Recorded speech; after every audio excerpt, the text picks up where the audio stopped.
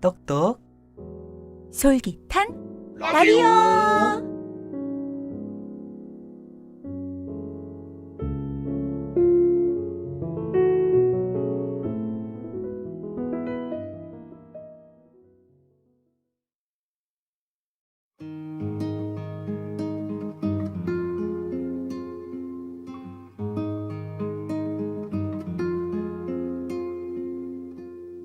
떠남에 대하여.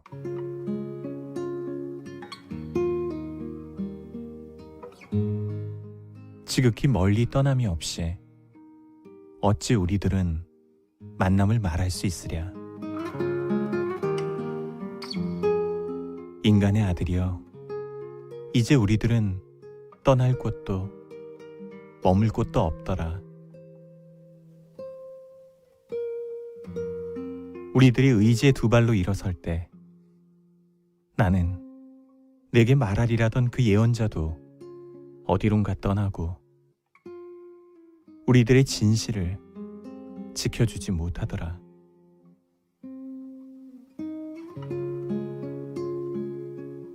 이제 날도 다 되었고 우리들은 역시 떠나야 하느니라.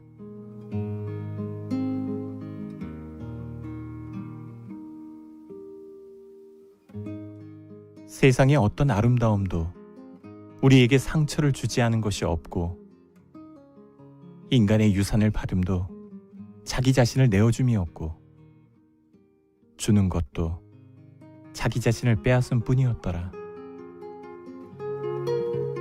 우리들이 침묵을 지키며 하는 어떠한 기도도 가시와 저희 욕심이 들지 않은 것이 없고, 우리들 눈물의 대부분은 우리 자신이 선택한 것 뿐이더라.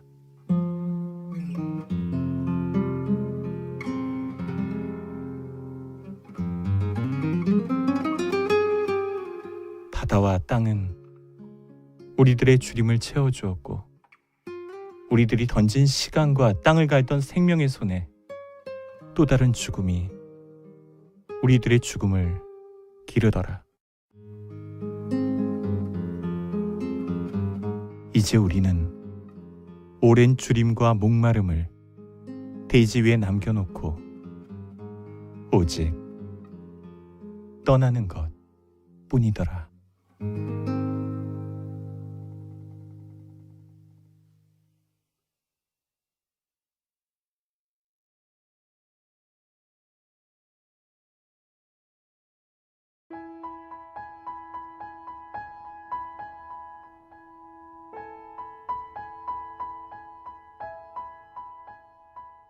소설 들려주는 여자.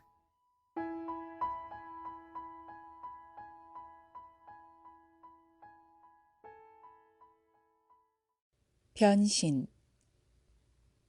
프란츠 카프카. 2. 처음 2주일 동안에 그의 부모는 그에게로 들어올 엄두조차 못 내었고, 누이가 지금 하는 일을 전적으로 인정해주는 소리를 그는 자주 들었다. 그때까지는 누이가 별 쓸모없는 계집아이로 보였었기 때문에 누이에 대해 화를 내는 일이 잦았는데, 이제 아버지와 어머니 두 분이 자주 누이 동생이 방을 치우는 동안 그레고르의 방 앞에서 기다렸고, 누이는 방을 나오는 대로 곧장 방이 어떠했는지, 그레고르가 무엇을 먹었는지, 이번에는 그가 어떻게 처신을 했는지, 그리고 혹시 조금이라도 나아진 점이 보이는지 어떤지를 아주 자세하게 이야기해 주어야 했다. 아무튼 어머니는 비교적 빠른 시일 안에 그레고르를 찾아봤으면 했으나, 아버지와 누이는 처음에 합당한 이유를 들어 그녀를 만류했는데, 그 근거들은 그레고르가 신중히 들어봐도 전체적으로 이의 없이 동의할 만한 것이었다. 그러나 나중에는 어머니를 완력으로 제지해야 했는데, 그렇게 되어 어머니가 그레고르에게 가게 좀 해줘요. 그 애는 불쌍한 내 아들이란 말이에요. 내가 그 애한테 가봐야 한다는 걸 이해하지 못한단 말이에요. 하고 소리칠 때면 그레고르는 어머니가 물론 날마다는 아니더라도 한 주일에 한 번쯤 들어오는 것이 좋을지도 모르겠다는 생각을 했다. 어머니라면 용기야 있지만 아직 어린아이이고 궁극적으로는 어쩌면 그저 어린아이다운 얕은 생각에서 그 어려운 일을 떠맡은 누이 동생보다는 모든 것을 훨씬 더 잘 이해하지 않겠는가. 어머니를 보려는 그레고르의 소원은 곧 이루어졌다. 낮 동안에 그레고르는 부모님을 생각해서라도 창가에 있는 모습을 보이고 싶지 않았으나 몇 제곱미터 되지 않는 방바닥을 많이 기어다닐 수도 없었고 가만히 누워있는 일은 밤에만 하기에도 힘들었으며 먹는 일도 그에게는 더 이상 전혀 낙이 되지 않아서 그는 기분풀이로 벽과 천장을 이리저리 가로질러 기어다니는 습관을 들였다. 특히 그는 천장에 즐겨 매달려 있었다. 그건 마룻바닥에 누워있는 것과는 사뭇 달랐다. 한결 자유롭게 숨 쉴 수 있었으며 가벼운 진동이 전신을 스쳐 지나갔고 그러다 보면 그레고르가 거기 꼭대기에서 빠져있는 거의 행복한 방심 상태에서 더러 그 자신도 깜짝 놀라게 떨어져 바닥에 털썩 소리를 내는 일도 있었다. 그러나 이제는 물론 몸을 전과는 아주 다르게 마음대로 놀릴 수 있어 그렇게 크게 떨어져도 상처를 입지는 않았다. 누이 동생은 이제 그레고르가 스스로를 위해 찾아낸 새로운 오락을 즉시 알아채어 그가 기어다니며 여기저기 점액질의 흔적을 남겼던 것이다. 그레고르가 한껏 많이 기어다닐 수 있게끔 방해가 될 만한 가구들, 그러니까 우선 장롱과 책상을 치워버렸다. 그런데 누이는 그 일을 혼자서 해낼 수는 없었고 아버지에게는 감히 도움을 청하지 못했으며 하녀가 돕지 않을 것은 아주 분명했다. 이 16살 난 소녀는 전번에 요리사가 그만둔 일에 용감하게 버티고는 있지만 부엌문을 한시도 빼지 않고 걸어 잠그고 특별한 호출에만 열어주어도 되게 해주십사고 빌었으니까. 그래서 누이 동생은 아버지가 안 계실 때 한 번 어머니를 모셔오는 수밖에 도리가 없게 되었다. 기쁨에 들뜬 탄성을 지르며 어머니가 다가왔다. 그러나 그레고르의 방문 앞에서는 입을 다물었다. 물론 누이 동생이 우선 방안이 제대로 되어 있는지 살펴보고 난 다음 비로소 어머니를 들여보냈다.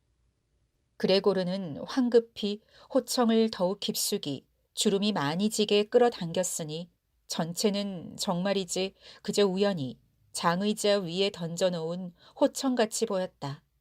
그레고르는 또한 이번에는 호청 밑에서 훔쳐보기를 그만두었다. 어머니를 이번에 보는 것은 포기했고 어머니가 이제 왔다는 사실이 그저 기쁘기만 했던 것이다.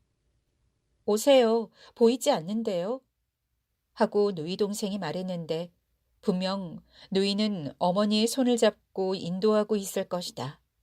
두 힘없는 여자가 무겁기만 한 낡은 장롱을 제자리에서 밀어내는데 누이 동생이 내내 과로할까봐 걱정하는 어머니의 경고에 귀 기울이지 않고 작업의 대부분을 떠맡아 하고 있는 소리를 이제 그레고르는 듣고 있었다. 매우 오래 걸렸다.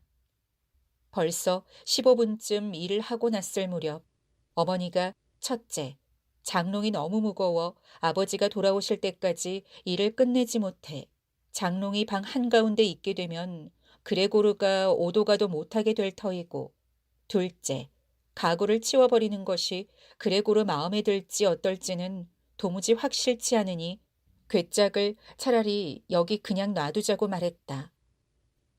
어머니 보기에는 반대의 경우일 것 같다는 것이다. 텅 빈 벽을 보고 있자니 바로 마음이 짓눌리는데 이 방안 가구에 너무 익숙해 있는 그레고르야 어찌 이런 느낌이 없겠는가. 그러니 텅 빈 방에서는 버림받은 느낌이 들리라는 것이었다. 그러면 그렇지 않겠니? 하고 어머니가 거의 속삭이다시피 낮은 소리로 말했다. 마치 어디 있는지 정확하게 모르는 그레고르가 말을 알아듣지 못한다는 것을 어머니가 확신하고 있는 만큼 목소리의 울림조차도 들려주지 않겠다는 듯이. 그런데 그렇지 않겠니? 마치 우리가 가구를 치워버림으로써 그 애가 회복되리라는 희망을 아주 저버리고 그를 함부로 내팽개쳐 두겠다고 시위라도 하는 것 같지 않겠니? 그레고르가 다시 우리에게 돌아오면 모든 것이 변함없다고 느끼도록, 그래서 그만큼 더 쉽게 그동안의 시간을 잊어버릴 수 있도록 방을 전과 똑같은 상태로 보존하는 것이 제일 좋을 것 같구나. 어머니의 말을 들으면서 그레고르는 식구들 한가운데에서의 단조로운 생활과 결부되어 직접 사람으로서의 대화가 전혀 없다 보니 이 2달이 지나면서 그의 이해력이 혼란되어 버렸음에 틀림없음을 알아차렸다. 그가 자기의 방을 아주 비울 것을 진정으로 원하고 있다는 사실이 달리는 설명이 되지 않았다. 그렇지 않고서야 아무리 사방으로 방해를 받지 않고 다닐 수 있다 해도 정말로 그가 대를 물려온 가구들로 아늑하게 꾸며진 이 따뜻한 방이 그의 사람으로서의 과거를 동시에 재빨리 모조리 잊어버리면서 기어다닐 동굴로 변하도록 내버려두고 싶겠는가. 벌써 잊어버릴 때가 다가왔단 말인가. 아니면 다만 오래 듣지 못했던 어머니의 목소리가 그의 마음을 뒤흔들어 놓았는가. 아무것도 치워서는 안 된다. 모든 것이 그대로 있어야 한다. 가구들이 자기 상태에 미치는 좋은 효과들을 그는 포기할 수가 없었던 것이다. 가구가 이 의미 없이 기어 돌아다니는 일을 하는데 장애가 된다면 그건 손해될 일이 아니라 오히려 큰 장점인 것을.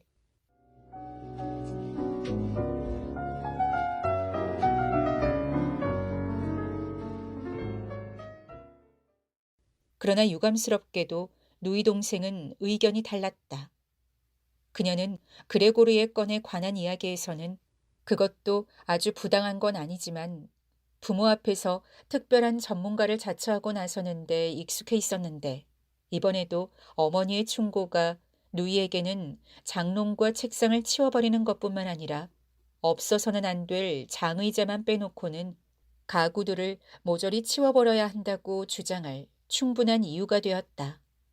그녀가 이런 요구를 하게 만든 것은 물론 어린아이다운 반항심과 최근 들어 아주 예기치 않게 어렵게 획득한 자신감뿐만이 아니었다. 누이는 실제로 그레고르가 기어다닐 많은 공간을 필요로 하는 반면 가구들은 최소한 겉으로 보기에는 조금도 쓸모가 없다는 사실을 실제로 관찰하기도 했던 것이다. 어쩌면 무슨 일이건 할 수 있는 한까지 한껏 해야 성이 차는 그 나이 소녀의 몽상적인 감각이 한몫을 하여 그레테로 하여금 그레고르의 입장을 한층 충격적인 것으로 만들도록, 그렇게 되면 지금까지보다 더욱더 그를 위해 무언가를 해주어야 하게끔 지금 유혹하고 있는지도 몰랐다. 그럴 것이 텅 빈 내벽 가운데 그레고르 혼자만 달랑 남아 있으면 그런 방에는 그레테 이외에는 아무도 감히 발을 들여놓을 엄두를 못 낼 테니까. 그리하여 누이는 어머니가 말리는데도 결심을 꺾지 않았고 이 방 안에 있는 것만으로도 불안하기만 하여 어쩔 줄 몰라 하는 어머니는 곧 입을 다물었고 장롱을 내가는 누이 동생을 힘껏 도왔다. 그런데 그레고르에게는 장롱이야 비상시에는 없이 지낼 수도 있었으나 책상만 해도 꼭 있어야 했다. 두 여자가 장롱을 신음소리를 내며 거기에 몸을 바짝 붙인 채 방 바깥으로 옮겨 내가자마자 그레고르는 머리를 장의자 밖으로 내밀었다. 자기가 조심스럽게 될 수 있는 대로 신중하게 개입할 수 있을는지 보기 위하여. 그러나 불행하게도 먼저 되돌아온 것은 어머니였다. 그레테는 옆방에서 장롱을 부둥켜 안고 물론 그 자리에서 조금도 움직이지 못하면서 혼자서 이리저리 흔들어 보고 있는 중이었다. 그런데 어머니는 그레고르를 보는데 익숙하지 않았으니 어머니의 마음을 상하게 해드릴 수는 없어서 그레고르는 놀라서 빨리 뒷걸음질을 쳐 장의자의 다른 쪽 끝까지 갔으나 호청이 앞부분에서 약간 흔들리는 것을 막을 도리는 없었다. 그것은 어머니의 주의를 끌기에 충분했다. 어머니는 멈칫하여 잠깐 가만히 서 있다가 그레테에게로 돌아갔다. 그레고르는 거듭거듭 별일이 벌어진 것이 아니라 그저 가구 몇 가지의 자리를 바꾸어 놓는 것일 뿐이라고 스스로에게 말했건만 금방 이 여자들의 들락날락거림, 작게 부르는 소리, 가구들이 바닥에 끌리는 소리가 그에게는 사면에서 다가오는 커다란 폭동처럼 느껴짐을 시인하지 않을 수 없었고 머리와 다리들을 바싹 오그려 붙이고 몸을 바닥에 납작하게 들러붙였건만 이 모든 것을 올해는 견디지 못하겠노라고 어쩔 수 없이 중얼거릴 수밖에 없었다. 그들은 그의 방을 말끔히 치워버렸다. 그가 아끼던 모든 것을 그로부터 앗아갔다. 톱과 다른 연장들이 들어있는 장롱은 벌써 실어내가 버렸고 그가 대학을 졸업한 상인으로서 중고등학생으로서 심지어 초등학생으로서 거기에 앉아 숙제를 했던 어느새 바닥에 굳게 들어가 박힌 책상이 지금 흔들거리고 있는 참이었으니 아직 그는 정말이지 두 여자가 가진 좋은 의도를 가늠해 볼 시간이 없었다. 그들의 존재마저도 그는 거의 잊어버리고 있었다. 지쳐버려서 그들은 어느새 입을 다물고 일만 하고 있어 그들의 발이 내는 무거운 발걸음 소리만 들리고 있었으니까. 그리하여 그는 결연히 나왔다. 여자들은 마침 옆방에서 숨을 약간 돌리느라고 책상에 기대 서 있었다. 달리는 방향을 4번이나 바꾸었다. 정말이지 무엇을 먼저 구해내어야 할지 몰랐던 것이다.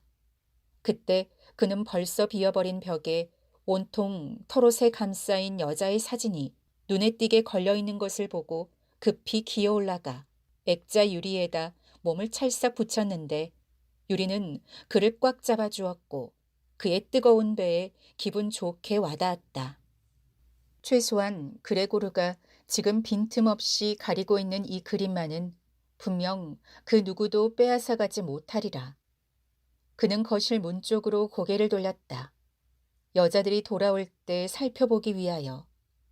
그들은 얼마 쉬지 않아 되돌아왔는데 그레테는 팔을 어머니에게 둘러 어머니를 들다시피 하고 있었다.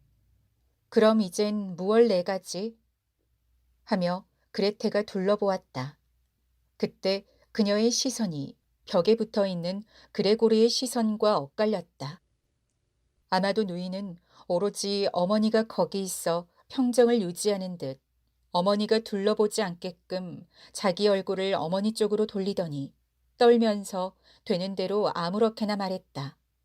가요. 우리 거실로 잠깐 되돌아가는 게 좋겠지요? 그레테의 의도가 그레고르에게는 선명했다. 누이는 어머니를 안전하게 해놓고 나서 그를 벽에서 쫓아내리려는 것이었다. 그렇다면 해보시라지. 그는 그의 그림 위에 앉았고 그걸 내주지는 않을 것이다. 차라리 그레테의 얼굴로 뛰어들면 들었지. 그러나 그레테가 한 말이야말로 어머니를 정말 불안하게 만들어 어머니는 옆으로 비켜서면서 꽃무늬 벽지 위에 거대한 갈색 얼룩을 보고 말았고 자기가 본 것이 그레고르라는 것을 의식하기도 전에 울부짖는 잠긴 목소리로 오 하느님, 오 하느님 하고 소리치더니 모든 것을 포기하기라도 하는 듯이 두 팔을 활짝 펼치고 장의자 위로 쓰러져 움직이지 않았다. 이럴 거야, 오빠? 누이 동생이 주먹을 쳐들고 날카로운 시선으로 쳐다보며 소리쳤다. 그것은 변신한 이래 누이가 그에게 직접 던진 최초의 말이었다. 누이는 어머니를 실신 상태에서 깨울 각성제를 뭐든 가져오려고 옆방으로 달려갔다. 그레고르도 돕고 싶었다. 아직 그림을 구할 시간은 있었다. 액자 유리에 단단히 달라붙어 있었기에 무리하게 몸을 떼어야 했다. 그러고 나서는 자기가 예전처럼 누이 동생에게 무슨 충고라도 줄 수 있는 듯이 옆방으로 달려갔지만 그곳에 가서 보니 할 일 없이 누이 뒤에 서 있을 수밖에 없었다. 그동안 누이는 여러 가지 약병들을 뒤지다가 돌아서더니 또 놀라서 약병 하나를 바닥에 떨어뜨려 깼다. 깨진 조각 하나가 그레고리의 얼굴을 상하게 했고 뭔가 부식성의 약품이 그의 주위에 흘렀다.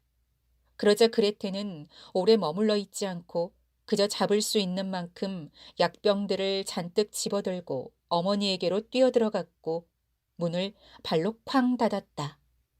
그레고르는 이제 자기의 잘못으로 어쩌면 사경에 가까운 어머니로부터 차단되어 있었는데 문을 열어서는 안 되었다.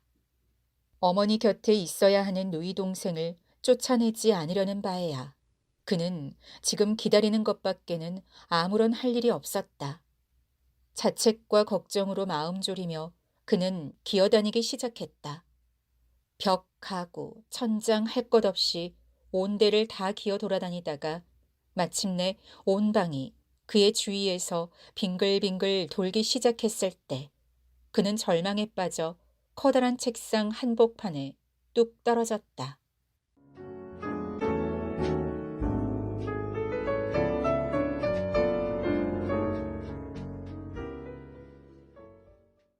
잠시 시간이 흘렀다. 그레고르가 기운 없이 거기 누워있고 사방이 고요했다. 아마도 좋은 징조인 것 같았다. 그때 초인종 소리가 났다. 하녀는 물론 부엌에서 빗장을 걸어 잠그고 있으니 그레테가 문을 열러 가야 했다. 아버지가 오셨다. 무슨 일이냐? 가 아버지의 첫 마디였다. 그레테의 모습이 모든 사실을 드러내 주었던 모양이었다. 그레테는 낮은 목소리로 대답했는데 분명 얼굴을 아버지 가슴에 파묻은 것 같았다.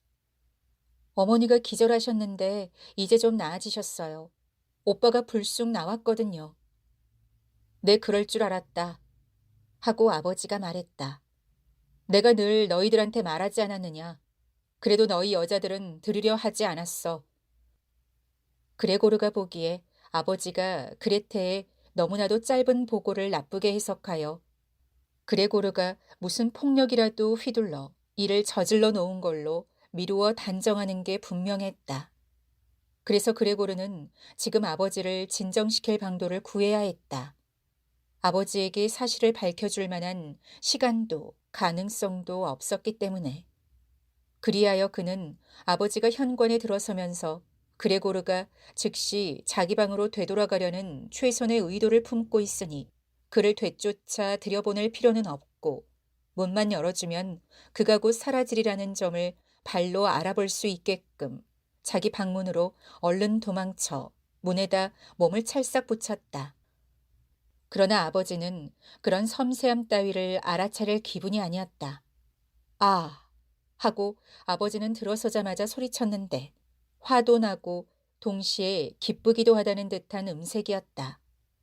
그레고르는 문에서 고개를 돌려 아버지를 마주보며 쳐들었다. 아버지를 그렇게는 지금 거기 서 있는 것과 같은 모습으로는 정말이지 상상하지 못했었다. 아무려나 그가 최근 들어 그전처럼 집안에서 일어나는 다른 일들을 걱정할 시간을 새로운 종류의 기어 돌아다니는 일에 허비해버렸는데 실은 변화된 상황을 맞닥뜨릴 마음의 준비를 하고 있어야 할 것이었다. 그럼에도 불구하고 저 사람이 아버지란 말인가. 전에 그레고르가 업무 여행에서 돌아오면 지친 채 침대에 묻혀 누워있던 사람. 집으로 돌아오는 저녁이면 제대로 일어설 수도 없어 기쁨의 표시로 다만 팔을 들어올리며 가운을 입은 채 등받이 의자에 앉아 그를 맞아주던 사람. 1년에 몇 번 일요일이나 특별한 휴일날 어쩌다 함께 산보라도 나가면 그렇지 않아도 처음부터 천천히 걷는 어머니와 그레고르 사이에서 낡은 외투에 감싸인 채 좀 더 천천히 걸으며 언제나 조심스럽게 지팡이를 떼어놓으며 앞으로 나아갔고 무슨 말이라도 하려면 거의 언제나 멈추어 서서 같이 가던 사람들을 불러 세우던 사람. 바로 그 사람이란 말인가. 그런데 지금 아버지는 꼿꼿이 똑바로 서 있다.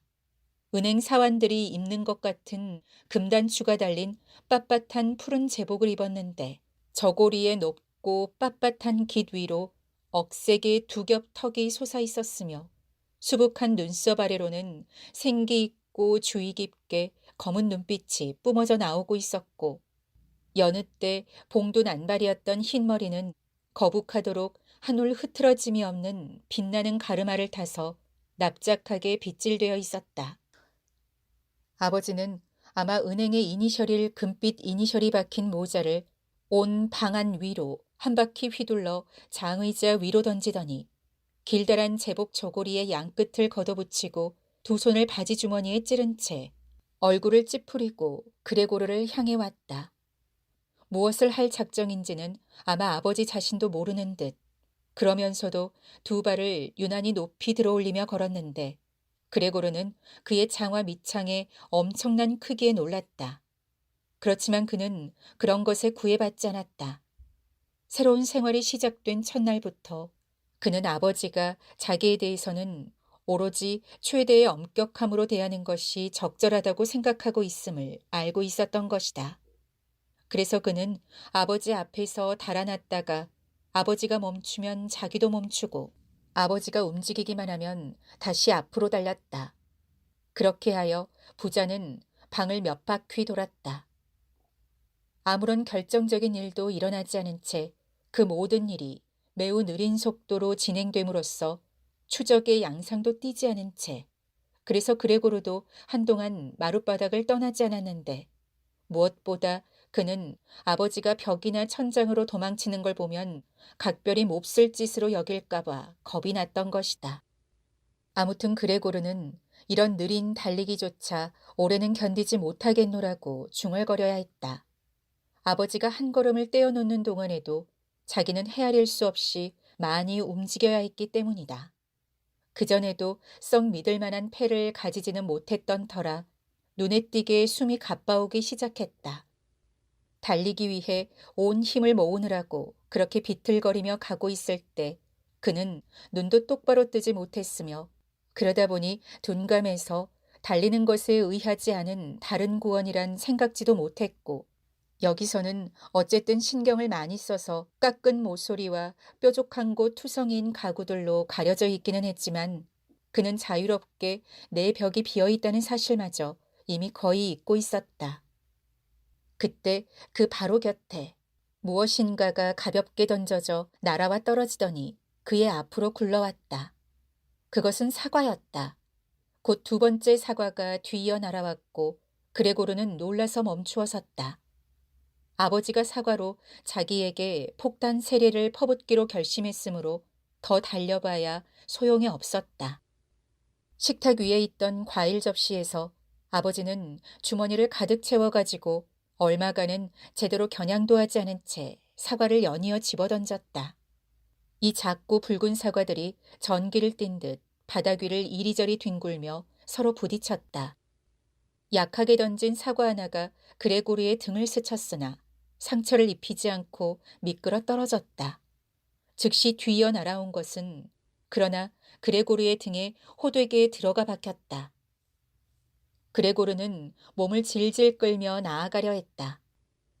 불시에 당한 믿을 수 없는 고통이 자리를 옮기면 쓰러질 수나 있다는 듯이 말이다. 그러나 꼼짝달싹 못하게 못 박혀 있는 느낌이 들며 모든 감각이 완전히 혼란된 채 몸을 쭉 뻗고 말았다. 다만 마지막 시선으로 그는 보았다. 자기 방문이 화다닥 열리며 비명을 지르는 누이에 앞서 어머니가 실신 상태에서 숨을 자유롭게 쉬게 해주려고 누이가 옷을 벗겼기 때문에 속옷바람인 채로 달려나와 아버지를 향해 달려가는데 도중에서 풀어놓았던 치마들이 하나씩 잇따라 방바닥에 미끄러져 떨어졌고 그 치마들 위로 비틀거리며 아버지에게로 달려가 아주 한 몸이 되게 껴안더니 그때 그레고르의 시력은 이미 말을 듣지 않았다. 두 손을 아버지의 뒷머리에 감아 그레고르의 목숨을 보존해달라고 빌었다.